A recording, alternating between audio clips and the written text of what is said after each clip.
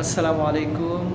আমের মঞ্জিল সাওয়াক্কাসের হুরুপ যাদের আছে আপনারা কাফালা হতে তাড়াহুড়া করবেন না।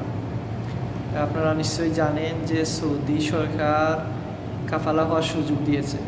যাদের হুরুপ আছে হুরুপ কাটানোর সুযোগ দিয়েছে। হুরুপ কাটিয়ে আপনারা কাফালা হতে পারবেন এবং অনেক লম্বা একটা সময় দিছে, 6 মাস। এই 6 মাসের ভিতরে আপনারা কাফালা হতে পারবেন। যাদের আমের মঞ্জিল এবং হাউস রেগুলার ভিসা, যাদের হুরুপ আছে, কাফালা হতে গিয়ে আপনারা তাড়াহুড়া করবেন না।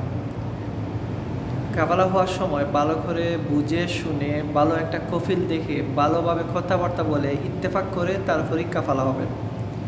কারণ এই দেশ এখন জানেন যে অনেকেই মানুষ বিক্রি করে ওরা খায়। ঠিক আছে, আপনাকে কাফালা করবে, তারপরে সবসময় পেরা দিবে, 10 দিন 15 দিন সপ্তাহের ভিতরে টাকা খুঁজবে।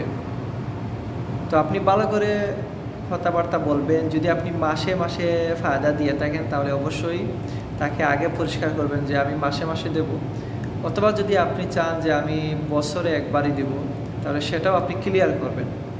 মাস হোক আর বছর হোক, আপনি যখনই দিবেন তাকে সেটা ক্লিয়ার করবেন যে আমি মাসে মাসে দেবো, অথবা একসাথে 1 বছরের টাকা বছরের শেষে দেবো। এইভাবে ভালো করে কথাবার্তা বলে তারপরে আপনি কাফালা হবেন।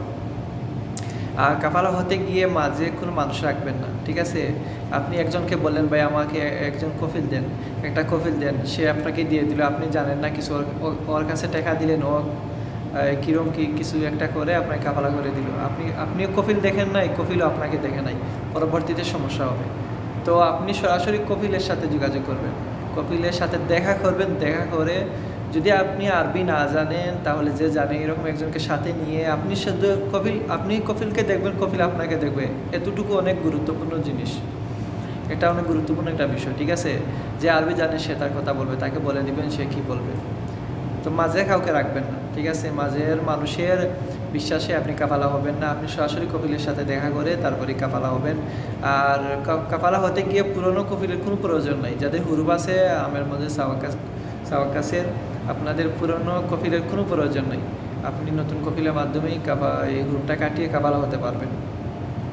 আর অবশ্যই জানাবেন যে আপনাদের কি কাফালা আছে আমের মসজিদ না সাওয়াক্কাস। আর বিশেষ করে এখন পর্যন্ত যদি আমার এই ভিডিওটি যারা দেখে থাকবেন, যদি কেউ কাফালা হয়ে থাকেন, হুরুপ কাটিয়ে থাকেন, তাহলে অবশ্যই কমেন্টস বক্সে জানিয়ে দেবেন যে আপনাদের হুরুপটা কাটাতে কত টাকা খরচ হয়েছে।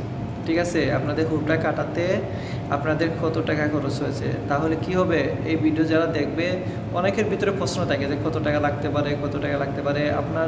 আপনার এই কমেন্টস দেখে ওনারা জানতে পারবেন, কম হোক বেশি হোক ওনারা জানতে পারবেন, একটা সাহস পাবেন। ঠিক আছে, সেই পরিমাণ টাকা ওরা ম্যানেজ করে তারপরে কাফালা হবেন, হুরুপ কাটাবেন। তো এই কাজটি করবেন, কমেন্টসে জানিয়ে দেবেন। আর ভিডিওটি শেয়ার করবেন, লাইক কমেন্টস করেন আর না করেন, ভিডিওটি শেয়ার করে সবাইকে জানিয়ে দেবেন। ভালো থাকুন, সুস্থ থাকুন। আমি সৌদি আরব থেকে মোহাম্মদ জাহাদ হোসেন। আসসালামু আলাইকুম।